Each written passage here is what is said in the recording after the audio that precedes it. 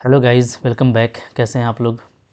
तो देखो, आज हम लोग डिस्कस करने वाले हैं इररिड्यूसिबल पोलिनोमियल पे, यानी कि पोलिनोमियल की इररिड्यूसिबिलिटी को देखेंगे कि कैसे किसी पोलिनोमियल को हम लोग बोल सकते हैं कि वो रिड्यूसिबल है या वो इररिड्यूसिबल है। ठीक है। अब देखो, कोई नया चीज़ नहीं है आपके लिए। पहले बात आप माइंड मेकअप कर लो, आपने इररिड्यूसिबल एलिमेंट पढ़ा हुआ है। जैसे आप एलिमेंट का डेफिनेशन लिखते हैं ना, बस वही आप पोलिनोमियल के टर्म में लिखेंगे तो आपका डेफिनेशन बन जाएगा। फिर हम लोग एग्जाम्पल देखेंगे कि कैसे हम लोग किसी भी पोलिनोमियल को जस्टिफाई कर सकते हैं। ठीक है। तो यहाँ पे देखो, पहले कि मैं अब जाऊँ वर्ड्स में, ठीक है, आप पहले ये समझिए कि यहाँ पे बिल्कुल क्लियर है। अगर आप देखिएगा, यहाँ पे मैं आपको समझाता हूँ। अगर हम लोग इसका नाम देखें तो नाम क्या है? नाम है इसका इररिड्यूसिबल। ठीक है। तो इररिड्यूसिबल का मतलब क्या होता है? जो रिड्यूसिबल ना हो। ठीक है। तो आपको सिंपल सा समझना है, जो आप पहले से पढ़ते आ रहे हो, क्लास 10th से आप पोलिनोमियल्स का फैक्टराइजेशन देखते आ रहे हैं। ठीक है। तो अगर ये बात आपको समझ के रखना है कि अगर फैक्टराइज्ड हो जाता है, ठीक है, अगर कोई पोलिनोमियल का आप फैक्टराइजेशन कर देते हैं, फैक्टराइज्ड इनटू पोलिनोमियल्स, ठीक है, ओके। हम लोग क्या करते थे 10th क्लास में कि कोई भी पोलिनोमियल होता था क्वाड्रेटिक या क्यूबिक, तो उसको हम लोग ब्रेक करते थे। और अगर वो पोलिनोमियल में टूट जाता था, पोलिनोमियल में अगर वो फैक्टराइजेशन हो जाता था, तो हम लोग उसको क्या बोलते हैं? उसको हम लोग बोलते हैं रिड्यूसिबल। ठीक है। तो अगर फैक्टराइज्ड हो जाता है पोलिनोमियल में, तो वो क्या कहलाएगा? वो सिंपली कहलाएगा रिड्यूसिबल, कि ये रिड्यूसिबल है। ठीक है। मतलब उसको हम लोग छोटा कर सकते हैं। और अगर फैक्टराइज्ड नहीं हो सकता है, ठीक है, तो हम लोग क्या बोलेंगे? तो हम लोग उसको बोलेंगे इररिड्यूसिबल। तो भाई टर्म्स से ही क्लियर है, नाम से ही क्लियर है। ठीक है। अब इसी को हम लोग बना करके देखने वाले हैं कि डेफिनेशन हम लोग कैसे लिखेंगे। डेफिनेशन जैसे इररिड्यूसिबल एलिमेंट का था, बिल्कुल वैसा ही होगा। ठीक है। तो डेफिनेशन देख लीजिए आप, क्या है? Let R be an integral domain. अगर आर मेरे पास में कोई इंटीग्रल डोमेन है, देन ए नॉन जीरो, ये इंपॉर्टेंट है, जैसा कि एलिमेंट में था, a non zero non unit. ठीक है। मतलब आपको नॉन जीरो लेना है और नॉन यूनिट पोलिनोमियल लेना है। एफ एक्स मान लो लेता हूँ मैं, belongs to R X, is said to be irreducible. इसको हम लोग क्या बोलेंगे? इररिड्यूसिबल बोलेंगे। If G X H X belongs to R X such that F X equal to G X into H X implies either G X is unit और H X is unit. ठीक है। अब ये देखो, अब बिल्कुल ये वही डेफिनेशन है ना जो आपने एलिमेंट के लिए पढ़ा था। ठीक है। मैं जैसा आपको याद दिला देता हूँ। अगर हम लोग देखें यहाँ पे, तो एलिमेंट के लिए हम लोग क्या पढ़े थे? ठीक है। Like that irreducibility of element. ठीक है। ओके, थोड़ा सा मैं पीछे लेके चलता हूँ ताकि आपको वहाँ से को रिलेट करके दिखा दूँ। ठीक है। तो इररिड्यूसिबिलिटी ऑफ एलिमेंट क्या था जी? हम लोग जानते हैं कि एक कोई रिंग का एलिमेंट है। ठीक है। इसको हम लोग क्या बोलेंगे? इसको हम लोग बोलेंगे इज सेड टू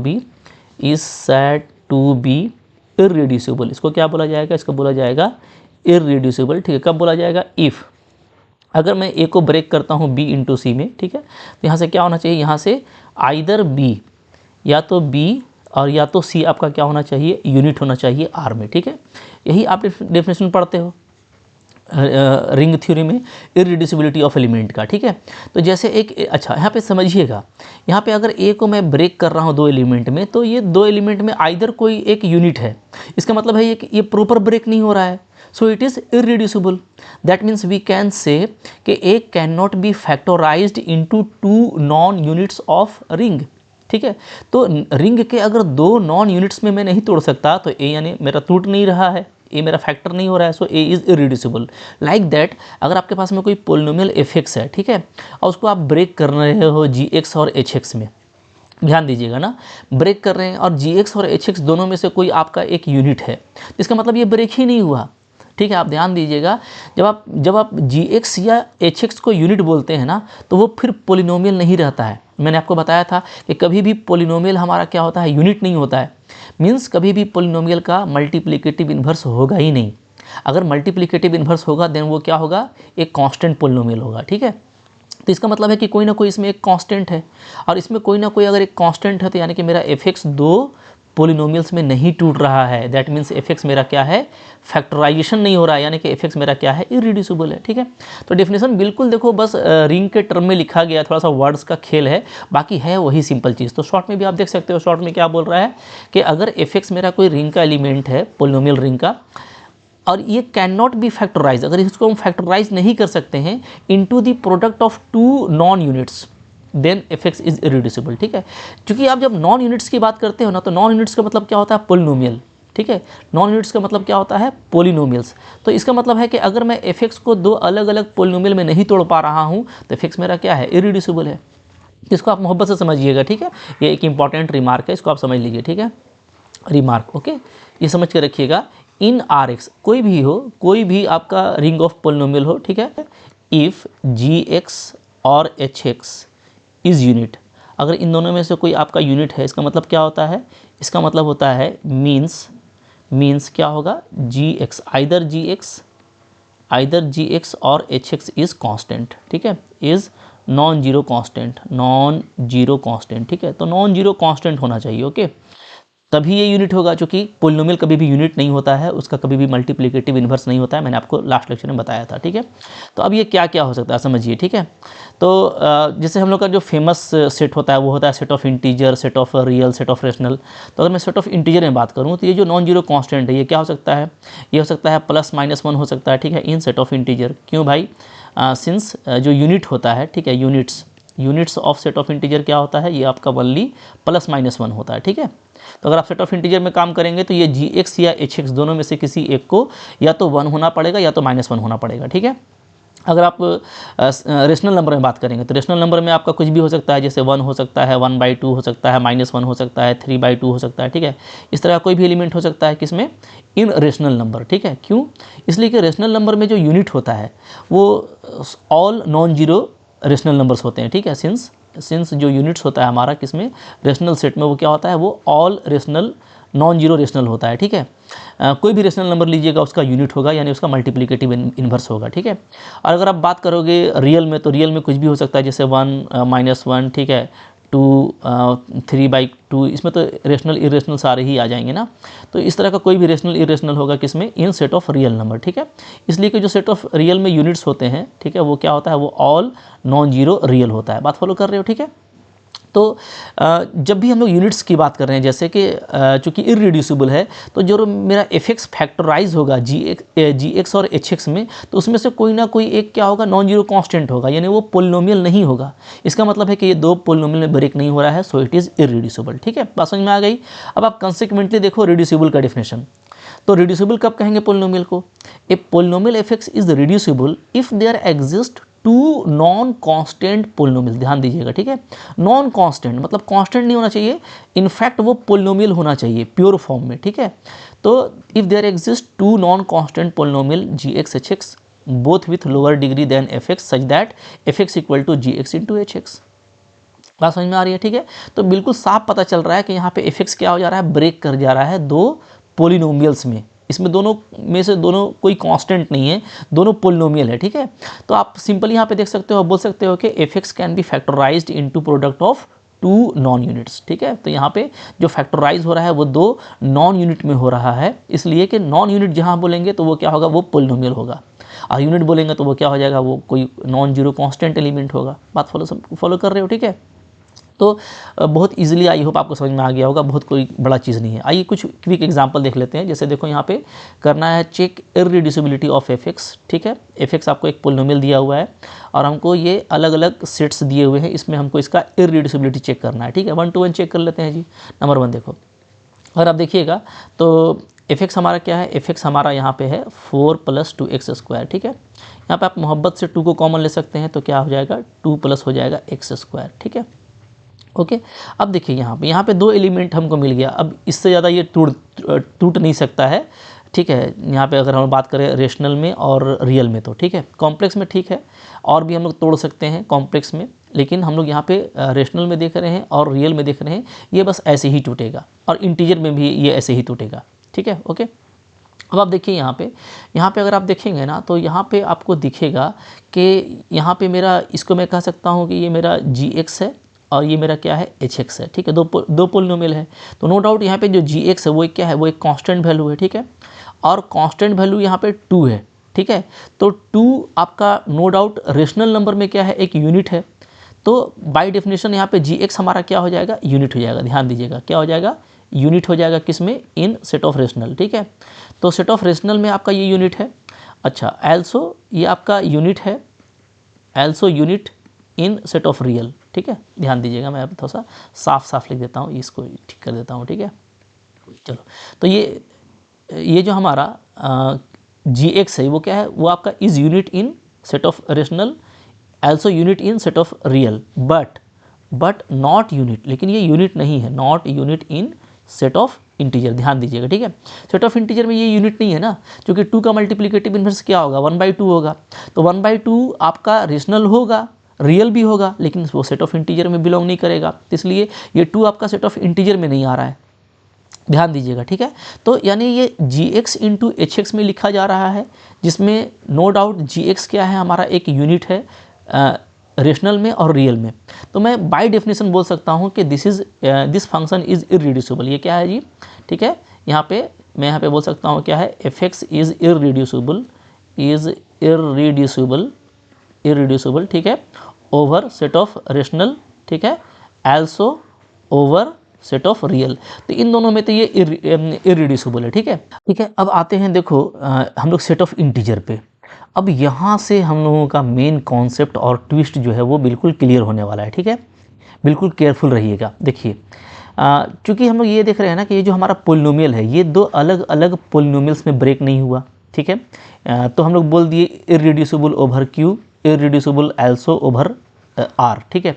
बट क्या आप ये भी बोल दोगे कि ये इररिड्यूसिबल ओवर जेड है? तो नहीं बोल सकते, ठीक है, क्योंकि यहाँ पे आप देखिएगा ना कि 2 जो है हमारा क्या है, ये यूनिट नहीं है, ठीक है। इसी तरीके से अगर हम लोग देखें तो हम एच की बात करते हैं यहाँ पे, ठीक है, तो अच्छे से समझिएगा, बहुत मज़ेदार है यहाँ से। एच भी हमारा क्या है, एच भी हमारा क्या है, नॉट यूनिट, ये आपका यूनिट नहीं है, ठीक है। क्यों यूनिट नहीं है? इसलिए कि पोलिनोमियल तो यूनिट होता ही नहीं है, ओके। तो ये यूनिट नहीं है, ना ये रेशनल में यूनिट है, ठीक है, ना ही ये रियल में यूनिट है, ना ही ये सेट ऑफ इंटीजर में यूनिट है, किसी में भी यूनिट नहीं है, ठीक है, ओके। तो ये किसी में यूनिट नहीं है, ओके, तो तीनों में यूनिट नहीं है। तो लेकिन आप जब जेड के केस में देखिएगा तो यहाँ पे अब बात इंपॉर्टेंट आ जाता है, यहाँ पे अब बहुत आपको केयरफुल होकर के देखना है, ठीक है। मैं यहाँ पे थोड़ा सा आपका स्पेशल जो है इंटेंशन चाहता हूँ। यहाँ पे क्या है कि जो हमारा 2 है वो यूनिट नहीं है जेड में, ठीक है, एच भी यूनिट नहीं है, यानी कि ये जो पूरा पोलिनोमियल है fx, ये 2 नॉन यूनिट में ब्रेक हो रहा है in case of set of integer Z. तो ये जेड के केस में क्या है, आपका रिड्यूसिबल है, क्योंकि अगर 2 नॉन यूनिट में टूटता है तो वो रिड्यूसिबल होता है, ठीक है। तो यहाँ पे ध्यान देना है कि इन सेट ऑफ इंटीजर जेड, ठीक है, over set of integer Z क्या है, fx जो है ना वो क्या है, वो आपका इज़ फैक्टोराइज, वो आपको फैक्टोराइज हो रहा है, इज़ फैक्टोराइज्ड इनटू 2 नॉन यूनिट्स, ठीक है। तो जेड के केस में ये 2 नॉन यूनिट्स में ब्रेक हो रहा है, ठीक है। तो इसका मतलब ये जो fx है हमारा, fx equal to 2 into 2 plus X square, ठीक है, या सिंपली बोलो 4 प्लस 2x स्क्वायर, ये क्या है जी, ये आपका रिड्यूसिबल है, is reducible over set of integer.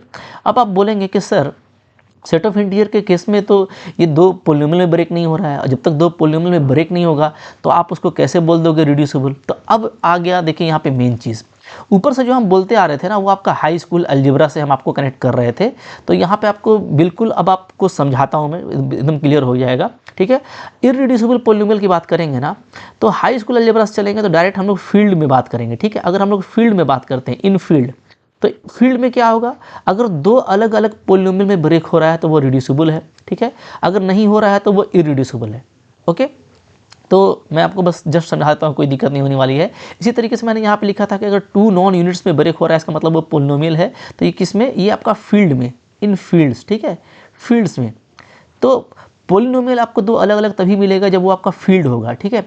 अगर फील्ड नहीं होगा, सिंपली इंटीग्रल डोमेन होगा लाइक सेट ऑफ इंटीजर, तो वहाँ पे आपको पता है कि कांस्टेंट जो है वो भी आपका नॉन यूनिट होता है, जैसे 2, 3, 4 सारे इंटीजर के एलिमेंट हैं, लेकिन वो क्या होते हैं, वो आपके नॉन यूनिट होते हैं, ठीक है, ओके। तो यहाँ पे एक इंपॉर्टेंट बात अब आ जा रही है, और आप इसको ऐसे आप कनेक्ट कीजिएगा कि आप जो हाई स्कूल में पढ़ते थे ना, फील्ड वगैरह सारा ही फील्ड पढ़ते थे हम लोग, ठीक है, चाहे हम बात करें रेशनल नंबर का, कॉम्प्लेक्स नंबर का, रियल नंबर का, सारा फील्ड है, ठीक है। तो फील्ड के केस में अगर आप बात करोगे तो फैक्टराइजेशन का मतलब क्या होगा, 2 अलग अलग पोलिनोमियल में टूटना, और उसी को हम लोग बोलेंगे रिड्यूसिबल। वैसा अगर नहीं होता है तो वो कहलाएगा आपका इररिड्यूसिबल, ठीक है, ओके। तो यहाँ पे मैंने फील्ड लिख दिया। अब यहाँ पे भी आपको केयरफुल रहना है, अगर 2 नॉन यूनिट की बात हो रही है तो वो पोलिनोमियल कब होगा, श्योरली वो फील्ड में होगा, ठीक है, ओके। लेकिन जब हम लोग बात करेंगे सेट ऑफ इंटीजर में, तो सेट ऑफ इंटीजर में जैसा कि आप देख रहे हो, कोई ज़रूरी नहीं है कि आपका जो दो एलिमेंट में ब्रेक हो रहा है दोनों आपका क्या हो, पोलिनोमियल हो। कोई एक कांस्टेंट भी हो सकता है तो वो भी आपका अगर 1 और -1 नहीं है, क्योंकि इंटीजर में क्या होता है 1 और -1 ओनली यूनिट होता है, तो 1 और -1 के अलावा कोई कांस्टेंट होगा तो वो भी नॉन यूनिट होगा, ठीक है। और नॉन यूनिट होगा तो दो नॉन यूनिट में जैसे ही आपका ब्रेक होगा तो वो बाय डेफिनेशन क्या कहलाएगा, रिड्यूसिबल कहलाएगा, ठीक है। तो अब यहाँ पे एक इंपॉर्टेंट रिमार्क मैं आपको देने जा रहा हूँ, आप उसको देखिए, ठीक है, इंजॉय कीजिए, इसको काफ़ी मज़ा आएगा, ठीक है। तो यहाँ पे एक रिमार्क बन रहा है, ठीक है, आपसे कोई पूछ सकता है या आप इसको अपने दिमाग में रखो, ठीक है। इफ़ एफ एक्स इज़ फैक्टोराइज्ड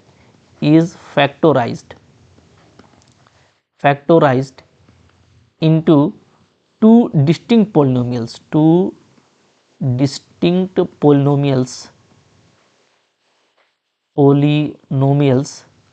से gx एंड hx, ठीक है, बात ध्यान दीजिएगा। हाँ, अगर हम fx को दो अलग अलग पोलिनोमियल में तोड़ देते हैं gx और hx में, ठीक है, तो यहाँ से हम क्या बोलेंगे, तो यहाँ से हम बोलेंगे कि fx क्या है जी, fx इज रिड्यूसिबल। क्या बोलेंगे, fx मेरा रिड्यूसिबल है, ठीक है, ओके। ये बात एकदम सही है कि अगर आप fx को दो अलग अलग पोलिनोमियल में तोड़ देते हैं, ठीक है, तो वह क्या होगा, वो आपका रिड्यूसिबल होगा, ठीक है। लेकिन इंपॉर्टेंट बात यहाँ पे ये है, but converse is not always true, but converse is not always true, ठीक है। और बिल्कुल सिंपल सा आपको इसमें मैं आपको दिखाना जा रहा हूँ एग्जाम्पल, कि जैसे हर आपका फील्ड एक इंटीग्रल डोमेन होता है, लेकिन कन्वर्स करेक्ट नहीं होता, बस वही यहाँ पे वही बात आ जाएगी। तो अगर fx हमारा दो डिस्टिंक्ट पोलिनोमियल में टूट रहा है तो वो पक्का रिड्यूसिबल होगा, लेकिन कन्वर्स ट्रू नहीं है। इसका बेस्ट एग्जांपल आप देख रहे हो, अभी मैं आपको दिखा रहा हूँ, ठीक है, क्या 4 + 2x², जिसको मैंने क्या लिखा, 2 × 2 + x² लिखा, ठीक है। डेफिनेटली यहाँ पे 2 कोई पोलिनोमियल नहीं है, सिर्फ एक ही पोलिनोमियल मिल रहा है, तो यहाँ पे मैं कह सकता हूँ ये जस्ट 2 × gx ऐसा टूट रहा है, दो अलग अलग पोलिनोमियल नहीं मिल रहा है, ठीक है। बट क्या है, बट इट इज़ रिड्यूसिबल। लेकिन ये क्या है, ये आपका रिड्यूसिबल है, रिड्यूसिबल ओवर z, तो ये आपका z में रिड्यूसिबल है, ठीक है। क्यों रिड्यूसिबल है, इसलिए कि दो भी नॉन यूनिट है और 2 + x² भी नॉन यूनिट है z में, ओके। तो आप अच्छा, और अगर कोई z में तोड़ा जाए और दो अलग अलग पोलिनोमियल मिल जाए तब भी वो रिड्यूसिबल होगा। लेकिन तो आपको ये ध्यान देना है कि ऐसा हो क्यों रहा है। तो हम लोग यहाँ पे जानते हैं, ठीक है, एज वी नो, हम लोग जानते हैं क्या जी, एवरी फील्ड, जो भी फील्ड होता है ना, जो भी फील्ड होता है वो क्या होता है, इज़ एन इंटीग्रल डोमेन। वो क्या होता है, वो आपका इंटीग्रल डोमेन होता है, ठीक है। लेकिन यहाँ पे कन्वर्स ट्रू नहीं होता है, but converse is not true, but converse is not true, ठीक है। तो यहाँ पे यही चीज़ से आ रहा है, क्योंकि हर फील्ड क्या होता है, एक इंटीग्रल डोमेन होता है, लेकिन कन्वर्स ट्रू नहीं होता है। जैसे हम जानते हैं कि सेट ऑफ इंटीजर क्या है, सेट ऑफ इंटीजर एक इंटीग्रल डोमेन है जो कि फील्ड नहीं है, ठीक है। और फील्ड के केस में ये बात हमेशा होगी कि अगर आप किसी भी पोलिनोमियल को तोड़ोगे तो उसमें पक्का दो आपको अलग अलग डिस्टिंक्ट पोलिनोमियल मिलेगा, तभी वो कहलाएगा फैक्टराइजेबल और तभी वो कहलाएगा रिड्यूसिबल, ठीक है। अगर ऐसा नहीं मिलता है, कोई एक कांस्टेंट मिल जाता है फील्ड में, तो पक्का वो क्या होगा, वो आपका यूनिट होगा, ठीक है। और कोई भी एक यूनिट होगा तो उस केस में वो क्या कहलाएगा, इरिड्यूसिबल कहलाएगा। बात समझ में आ रही है, ठीक है। तो अब यहाँ पे आपको बात समझ में आ गया होगा, this is the difference between high school algebra and higher algebra, ठीक है। हायर अलजेब्रा हम जैसे हम लोग पढ़ते हैं तो इंटीग्रल डोमेन आ जाता है, और इंटीग्रल डोमेन का स्पेशलिटी कि आप देख रहे हो किस तरीके से ये प्रॉपर्टीज़ को अलग अलग कर देता है। लेकिन जब भी फील्ड की बात करते हैं तो वो सारा हाई स्कूल वाला ही कॉन्सेप्ट रहता है, उसमें कोई चेंज नहीं आता है, ठीक है। तो आई होप आपको मैंने दोनों तरफ से कनेक्ट करके बता दिया। तो डेफिनेशन ही इसलिए ज़्यादा इंपॉर्टेंट माना जाता है, क्योंकि जब हम लोग डेफिनेशन को लेके चलते हैं ना, तो वो सारे ही रिंग्स को कवर करता है, either it is integral domain और इट इज़ फील्ड, ठीक है। तो यही वजह है कि आपको लगता होगा शुरू में कि सिंपली ऐसे ही क्यों नहीं डिफाइन कर दिया गया कि अगर किसी पोलिनोमियल को मैं दो अलग अलग जो है पोलिनोमियल में तोड़ देता हूँ तो वो रिड्यूसिबल होगा, अदरवाइज नहीं होगा। तो भाई ये स्पेशली फील्ड के केस में होगा, दैट्स वाई कि ये डेफिनेशन दिया गया है यूनिट्स के टर्म में, ताकि आपका डेफिनेशन जो है ना वो यूनिवर्सली करेक्ट हो फॉर एवरी रिंग, ठीक है। तो आई होप आपको अब अंडरस्टैंडिंग हो गया डेफिनेशन का क्या मज़ा है, ठीक है, और इस तरह से जो हम लोग लॉजिक्स देख रहे हैं उसका इससे क्या कनेक्शन है, ठीक है। अच्छा, यहाँ पे ये क्वेश्चन में एक बात रह गया कि क्यू में ये इरिड्यूसिबल है, आर में इरिड्यूसिबल है, सेट ऑफ कॉम्प्लेक्स में, सेट ऑफ इंटीजर में आपका रिड्यूसिबल हो गया, सेट ऑफ कॉम्प्लेक्स में क्या होगा। तो अगर आप सेट ऑफ कॉम्प्लेक्स में भी यहाँ पे देखोगे ना आप, तो इसको मैं मोहब्बत से क्या कर सकता हूँ, मैं इसको ऐसे लिख सकता हूँ, ठीक है। कैसे, 2 + i√2x, ठीक है, into 2 minus iota root 2x, ऐसा लिख सकते हैं जी। ओके, तो आप देख रहे हैं कि ये डेफिनेटली जो है सेट ऑफ कॉम्प्लेक्स नंबर में ये दोनों ब्रेक हो रहा है, ठीक है। तो ये दो अलग अलग कह सकते हो कि पोलिनोमियल्स में ब्रेक हो रहा है सेट ऑफ कॉम्प्लेक्स नंबर में, तो भाई पक्का ये क्या है, पक्का जो है ये आपका क्या है, रिड्यूसिबल है, reducible over set of complex, ठीक है। तो दो जगह रिड्यूसिबल मिला, यहाँ पे भी हमको रिड्यूसिबल मिला और यहाँ पे भी हमको रिड्यूसिबल मिला, ठीक है। जबकि यहाँ पे हमको इररिड्यूसिबल मिला और यहाँ पे भी हमको इररिड्यूसिबल मिला। तो ये इसका ब्यूटी है कि दो जगह ये इररिड्यूसिबल है और दो जगह ये रिड्यूसिबल है, ठीक है। तो अलग अलग पोलिनोमियल्स में टूटना वो तो पक्का आपको रिड्यूसिबल होगा, ठीक है। अच्छा, अब किसी के मन में ऐसा नहीं आया कि सर ऐसे जो आप तोड़े थे तो अगर ऐसे ही रहने देते तो 2 जो है वो आपका यूनिट हो जाता सी में और ये नॉन यूनिट होता तो वो इरिड्यूसिबल हो जाता सी में भी। तो मैंने आपको देखो डेफिनेशन में बता दिया है कि आपको अगर अलग अलग दो पोलिनोमियल मिलता है कैसे भी तो आपको उसको लेना पड़ेगा, ठीक है। क्योंकि यहाँ पे आप देखिएगा रिड्यूसिबल का जो डेफिनेशन है ना उसमें क्या बोलता है, उसे बोलता है इफ़ देयर एग्जिस्ट, अगर आपको कोई भी दो अलग अलग पोलिनोमियल मिलता है जिसमें आपका एफ ब्रेक हो रहा है तो आपको उसको ब्रेक करना पड़ेगा और उस केस में वो रिड्यूसिबल हो जाएगा, ठीक है। क्योंकि फिर इस केस में ये दोनों क्या हो जाएगा, नॉन यूनिट हो जाएगा। हाँ, तो ऐसा नहीं कि बस एक जो फिक्स वे है, ठीक है, जिससे क्यू और आर हुआ है उसी से हम सी को भी कर दें, क्योंकि सी में पक्का दिख रहा है कि ये ब्रेक होगा, क्यू में ये ब्रेक ही नहीं होता दो अलग अलग पोलिनोमियल में, ठीक है। इसलिए हम लोग यहाँ पे जस्ट ऐसे ही ब्रेक किए। आर में भी ये ब्रेक नहीं हो पाता दो अलग अलग पोलिनोमियल में, तो ऐसे ही ब्रेक किए, ठीक है। और ये इरिड्यूसिबल रहा इन दोनों में। लेकिन जेड के केस में चूंकि एक कांस्टेंट वैल्यू 2, 3 इस तरह का जो भी है वो भी आपका नॉन यूनिट होता है, तो ये इरिड्यूसिबल हो गया, ठीक है, क्योंकि दोनों नॉन यूनिट आ रहा है जेड के केस में। और सी के केस में तो हमको दो अलग अलग पोलिनोमियल ही मिल जा रहा है और सी एक फील्ड है, तो फील्ड में वही आपका हाई स्कूल का अलजेब्रा है कि भाई दो अलग अलग पोलिनोमियल मिल गया, दैट मीन्स ये क्या है, रिड्यूसिबल है, ठीक है। बात समझ में आ गई? तो भाई बिल्कुल देखो मोहब्बत से समझ में आएगा और अभी हम लोग यहाँ से रिजल्ट भी निकालने वाले हैं, ठीक है। चलो अब देख लेते हैं यहाँ पे, अब एक जो है एक और क्वेश्चन था ना यहाँ पे, ठीक है, एग्जाम्पल 1, अच्छा ठीक है, एग्जाम्पल 1 हो गया, ठीक है। एग्जाम्पल 2 देख लो यहाँ पे। एग्जाम्पल 2 क्या है, check the reducibility of this. अब इसको देखिए आप बिल्कुल मोहब्बत से देखेंगे। आप ये देख रहे हैं ना हाई स्कूल अलजेब्रा है, बिल्कुल इसका फैक्टर कीजिएगा तो क्या आ जाएगा, x² minus 2x minus 3x plus 6, ठीक है। और यहाँ से ये आपका बन जाएगा x माइनस 2 और x माइनस 3, ठीक है। ये सिंपल ये फैक्टर बन जा रहा है, कौन, x² माइनस 5x प्लस 6। तो ये तो भाई सिंपली आपका फैक्टर में टूट रहा है, ठीक है। और ये दोनों जो पोलिनोमियल है इसका जो कोएफिशिएंट है वो सेट ऑफ इंटीजर से है, तो ये जो है इस रिंग में बिलोंग कर रहा है, ठीक है, इस कलेक्शन में बिलोंग कर रहा है। तो फैक्टर हो रहा है तो हम लोग कह देंगे क्या कि इज़ रिड्यूसिबल, ठीक है। ये जो हमारा है जो गिवन फैक्टर था ये क्या है, ये आपका रिड्यूसिबल है, no doubt, is reducible over set of integer, ठीक है। अच्छा, सेट ऑफ इंटीजर में रिड्यूसिबल है तो पक्का चूँकि कोएफिशिएंट आपके रेशनल नंबर से हैं, ठीक है, तो ये आपका रेशनल में भी रिड्यूसिबल है, ठीक है। Is reducible over set of rational, also over set of real, also over set of complex. बात समझ में आ रही है, ठीक है। तो ये आपका तीनों चारों में, क्यू में भी रिड्यूसिबल है, आर में भी, सी में भी और जेड में भी, ठीक है। तो रिड्यूसिबल के केस में ना ये एक अच्छा जो है नोट है, आप याद रखिएगा कि अगर कोई जैसे यहाँ पे क्यू में रिड्यूसिबल हो गया ना तो इससे ऊपर का जितना भी फील्ड है सब में वो रिड्यूसिबल होगा। आर में भी रिड्यूसिबल हो गया, सी में भी रिड्यूसिबल हो गया, ठीक है। यहाँ से कनेक्ट नहीं कर रहा हूँ क्योंकि ये इंटीग्रल डोमेन है। इंटीग्रल डोमेन आपको मैंने दिखाया कि यही ब्यूटी है हाई स्कूल और हायर अलजेब्रा में, जहाँ आपका जो फील्ड्स होता है, तो फील्ड क्या है आपका हाई स्कूल अलजेब्रा है, ठीक है। तो हाई स्कूल अलजेब्रा में आप बिल्कुल फैमिलियर कनेक्ट करेंगे कि अगर कोई फील्ड में रिड्यूसिबल है तो उससे बड़े फील्ड में भी वो रिड्यूसिबल होगा, लेकिन इंटीग्रल डोमेन से आप उसको कनेक्ट नहीं करेंगे क्योंकि यही है जो कि ट्विस्ट पैदा करता है, जैसा कि मैंने आपको दिखाया, ठीक है। ओके, तो इंटीग्रल डोमेन को हम लोग नहीं टच करेंगे। तो यहाँ पे हम लोग यहाँ पे एक प्रॉपर्टी याद रखेंगे कि if f(x) is reducible over f, अगर किसी फील्ड में रिड्यूसिबल है तो उसके ऊपर के फील्ड में भी वो रिड्यूसिबल होगा, उसके ऊपर के फील्ड में भी वो रिड्यूसिबल होगा, then it is also reducible, ठीक है, over f dash for all f dash which is a super field of f, ठीक है। तो फील्ड के केस में याद रखिएगा कि अगर कोई किसी फील्ड में रिड्यूसिबल है तो उसके ऊपर के भी, इरिड्यूसिबल में ऐसा कोई नियम नहीं है, आपको पता है कि अगर फील्ड में भी है तो उसके ऊपर के भी फील्ड में होगा, क्योंकि हम लोग देख चुके हैं एग्जाम्पल, ठीक है। आप देख सकते हो कि यहाँ पे रेशनल में इरिड्यूसिबल था लेकिन उसका ऊपर गए तो रियल में तो मिला बट उसके ऊपर कॉम्प्लेक्स में आपको नहीं मिला, कॉम्प्लेक्स में क्या हो गया, ये रिड्यूसिबल हो गया, ठीक है। ओके तो हम लोग इरिड्यूसिबल के बारे में कुछ नहीं कह सकते, लेकिन रिड्यूसिबल अगर एक बार किसी फील्ड में हो जाता है तो उसके सारे ही ऊपर के फील्ड में होगा, ये आपको याद रखना है। ठीक है जी। फिर देखो क्या है, this statement is not necessarily true for integral domain. अब ये भी मैंने आपको बता दिया कि ये जो रिड्यूसिबिलिटी वाला कॉन्सेप्ट है कि अगर तो ये फील्ड के लिए ही वैलिड है कि फील्ड के लिए, फील्ड में अगर रिड्यूसिबल है तो उसके ऊपर के फील्ड में भी रिड्यूसिबल होगा। ठीक है, इंटीग्रल डोमेन के लिए हम लोग इसको कनेक्ट नहीं करेंगे।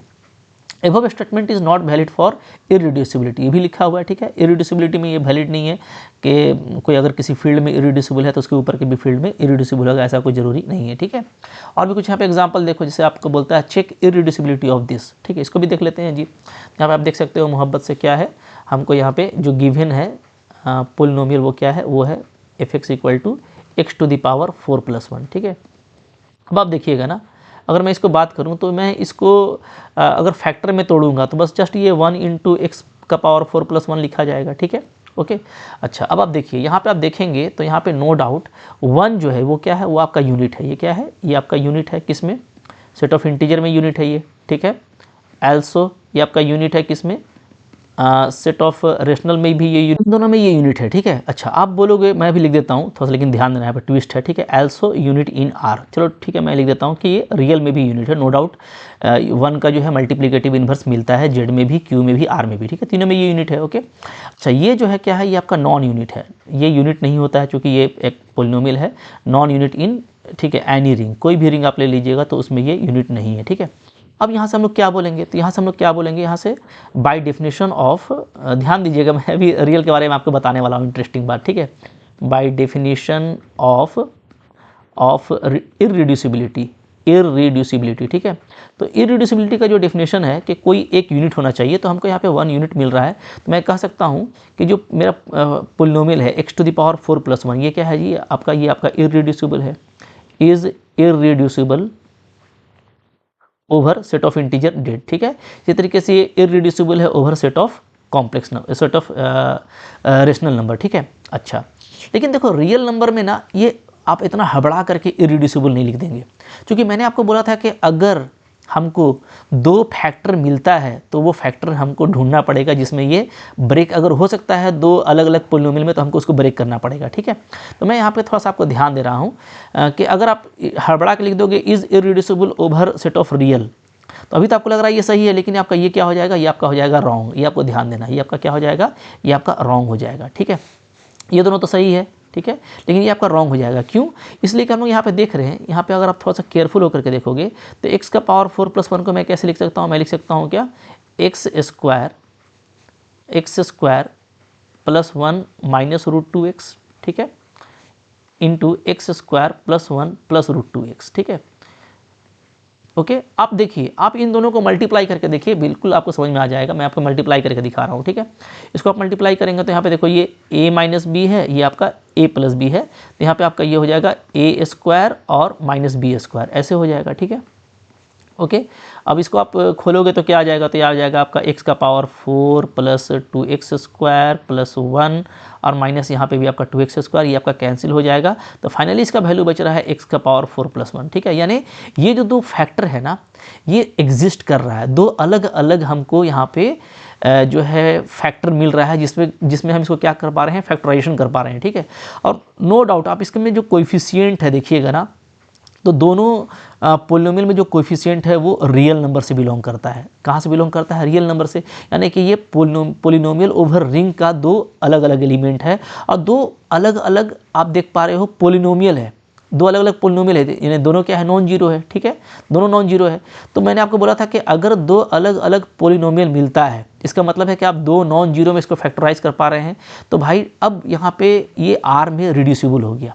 ठीक है, मैंने आपको बोला था कि अगर पोलिनोमियल मिलेगा तो आपको लाना पड़ेगा ढूंढ करके। ठीक है, तो भाई यहाँ पे स्टेटमेंट चेंज कीजिए, यहाँ पे क्या आ जाएगा, यहाँ पे आ जाएगा देयरफॉर क्या, देयरफॉर x का power 4 + 1 is reducible over r। ठीक है, तो अब ये आपका सही हो गया। ठीक है। तो थोड़ा सा आपको केयरफुल रहना है कि दो पोलिनोमियल अगर मिलता है और आर क्या है, फील्ड है, तो इसमें तो भाई आपका हाई स्कूल अलजेब्रा काम करेगा कि अगर फील्ड को हम फील्ड में हम अगर दो अलग अलग पोलिनोमियल में तोड़ दिए तो वो क्या होता है, रिड्यूसिबल होता है, फिर वो इरिड्यूसिबल नहीं होता है। ठीक है, बात समझ में आ गई।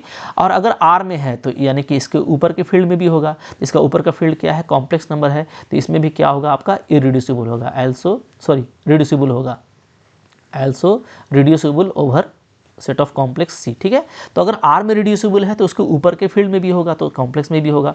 ऐसे भी आप देख सकते हो कि अगर मैं 1 + x4 की बात कर रहा हूँ, ठीक है, तो ये तो खैर टूटा ही है यहाँ पे दो अलग अलग पोलिनोमियल में। ठीक है, और इसमें भी जो कोएफिशिएंट है वो कॉम्प्लेक्स में भी आएंगे, और सिंपली मैं इसको ऐसे भी तोड़ सकता हूँ, x² + iota into x² - iota. ठीक है, तो ऐसे भी आप तोड़िएगा तो दो अलग अलग आपको मिल जाएगा। कॉम्प्लेक्स में तो देखना ईजी है, तो कॉम्प्लेक्स में ये ऐसे भी रिड्यूसिबल है और इस तरीके से भी था। ठीक है, तो भाई थोड़ा सा मैं आपको यही बोलूँगा कि केयरफुल होकर के पढ़ना है। आगे भी हम लोग फील्ड्स में आगे भी हम लोग क्वेश्चंस वगैरह करेंगे, तो अब आप आसानी के साथ में ना किसी भी फैक्टर के बारे में फैसला कर सकते हैं। थोड़ा सा प्रैक्टिस कीजिएगा, जितना आपको मिलता है पोलिनोमियल आप उसे प्रैक्टिस कीजिए। ठीक है, देखिए, एक आध बार हो सकता है गड़बड़ाएंगे, लेकिन आप जब सही करने जाएंगे तो आपको पता चलेगा कि अकॉर्डिंग टू डेफिनेशन यही सही है। तो आई होप आपको ये पूरा लेक्चर समझ में आ गया है और बहुत आपने एंजॉय किया।